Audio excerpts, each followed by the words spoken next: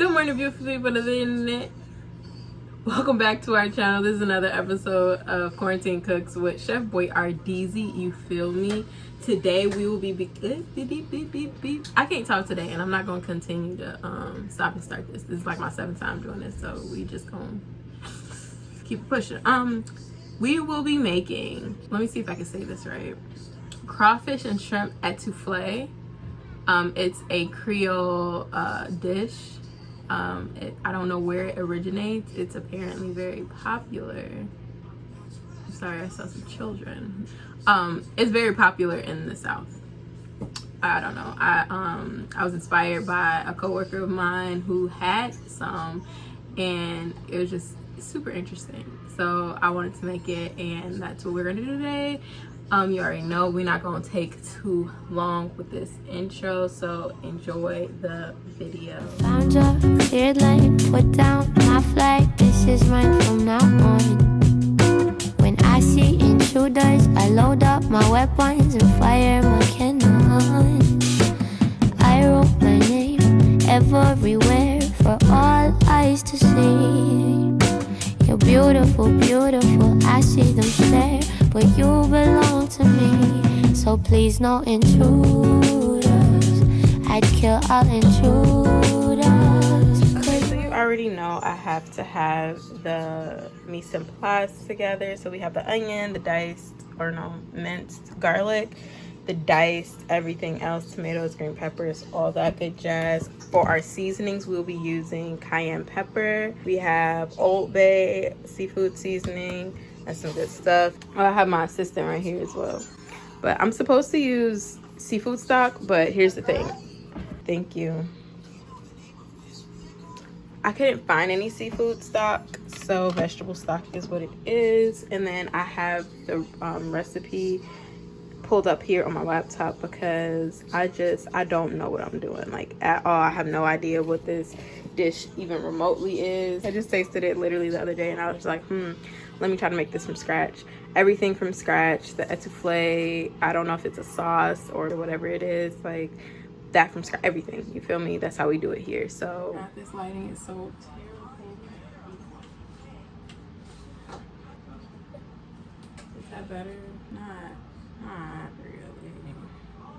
I'm gonna have to, it doesn't matter. I'm gonna get some sort of something figured out one of these days. What is the first step?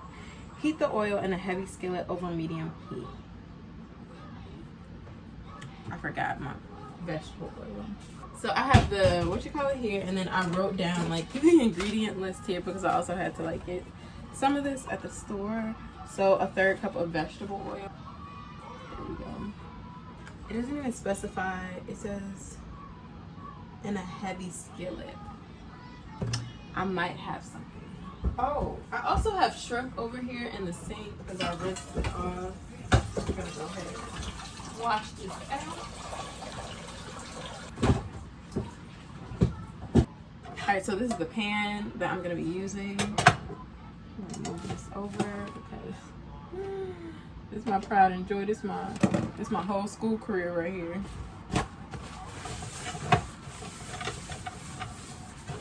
I wonder if I turn on a big light, would that help?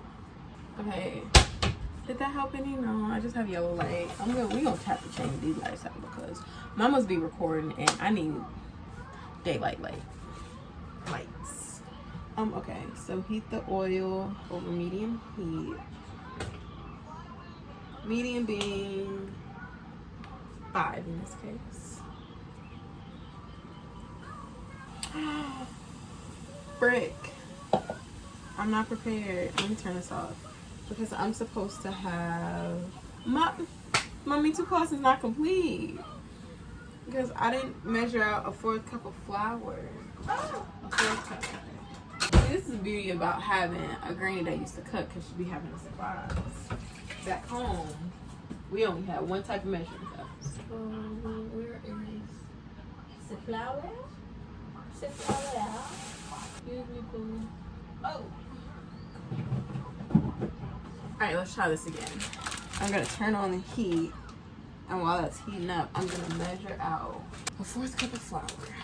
1/4 cup. that is what is gonna work.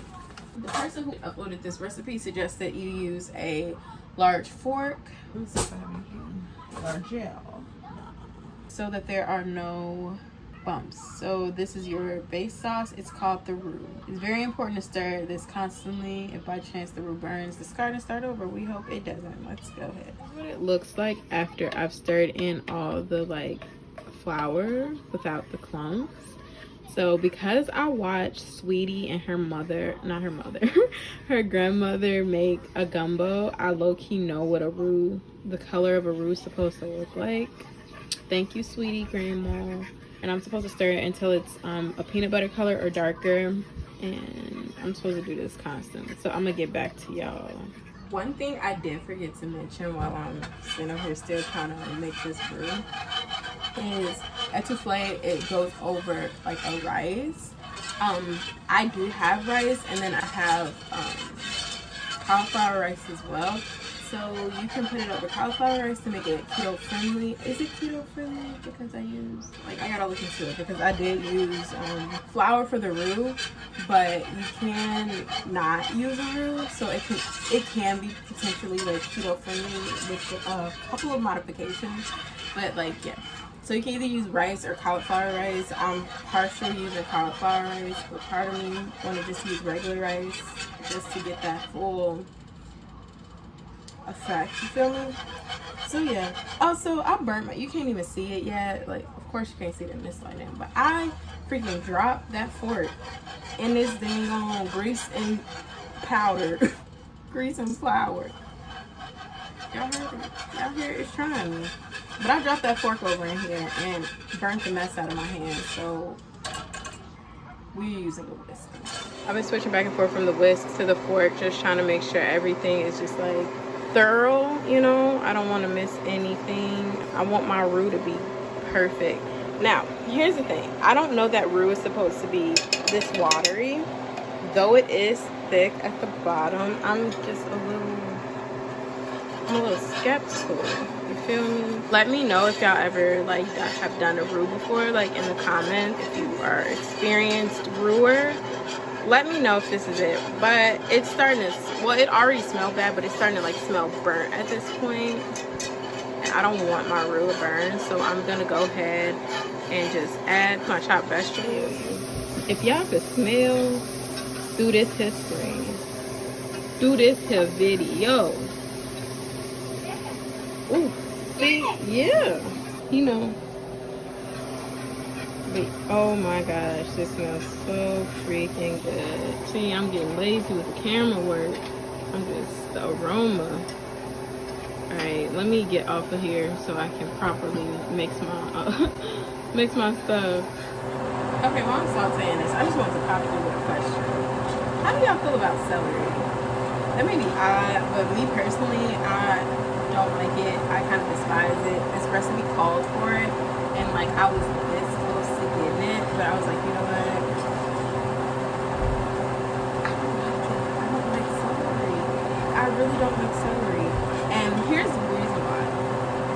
So I don't know if y'all like have the same experience I did in preschool, but they would try to feed us celery a lot. Like, I feel like it was a lot. Maybe it wasn't. Maybe it was a normal amount of celery intake, but I just felt like I would get forced to eat celery. They put like peanut butter and stuff on it. Like, I just don't like celery, especially because it has these little stringy things in it. Like, let me stop talking about it because I'm gonna get passionate, but I just really do not like celery. It's just something about it. It just does not sit right with me. That's just not a vegetable that is on my list of vegetables that I will consume, like ever, probably ever, maybe one day, hopefully. I'm not gonna like say never, but like as it stands right now at this point in my life, I'm good on it. I'm really good on it. Let me know. And if y'all do like celery outside of raw celery, because it's just not it, like tell me like ways to make it good, I guess. Like, don't say ranch. I don't know that I think it's a mental thing, but I'm gonna be open to like suggestions. So drop down celery recipes or something, like something that will change my mind about celery. What you think will help me change my mind about celery? Let me tell you what it is for me. It's the strings. It really is the strings. I don't even know it so much as the taste, but it's the strings. It really is. So comment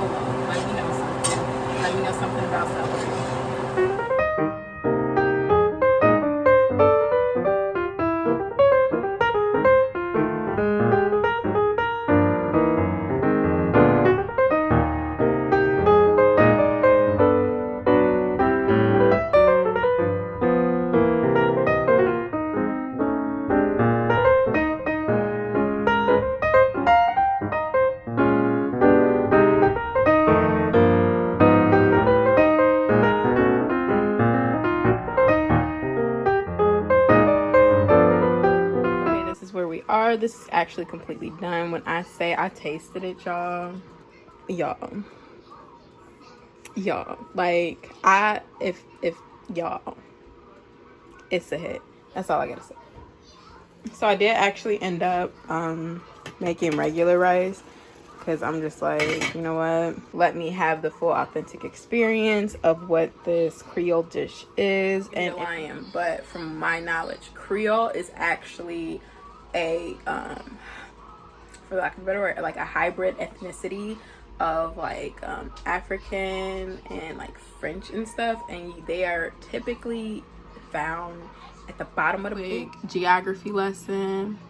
I'm up here, I'm at the top of the boot. I'm considered like a northern Louisianian. I don't know how to pronounce that, what they call them, but y'all see the bottom of the boot, y'all see the crawfish, y'all see the New Orleans, Baton Rouge, all of that, Lake Charles, I'm not going to play myself trying to pronounce a lot of this, but yes, so this is where your Creoles are found. So if you have like Creole in your blood, this is typically where they rank. Like, I'm no professor, I'm no none of that. Like, this is information that I have acquired since being here. The only time I took geography was in like 6th grade. So anyway, I'm no professional, I'm no professor, I'm no none of that. But I am Chef Boyardee, you feel me? And I straight snapped when I snapped, y'all.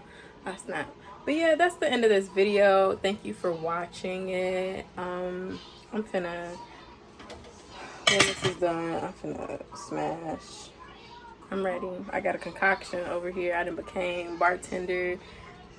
I need to find an alliteration for that. Chef Boyardee, you bartender, baby. I don't know. I'll get back to you with that one. But yes, thank you so much. Peace, love, and blessings to all. And I hope y'all get into it. Get into cooking, y'all. It's really, it helps with like anxiety. It's a great form of meditation. When I cook, I dance because I like to get into it. I really like to get into my mode. Yeah. Yeah. So anyway, so yeah, I love you all. I just love everybody.